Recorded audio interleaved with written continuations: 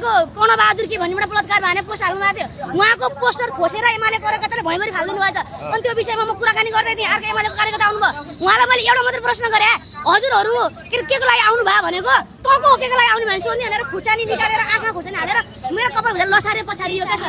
नहाल भन्या छु नहाल भन्या छु नहाल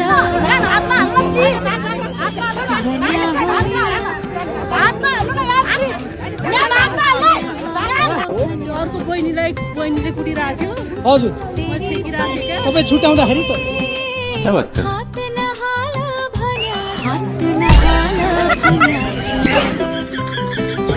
छेकिरहेको थिएँ क्या तपाईँ छुट्याउँदाखेरि त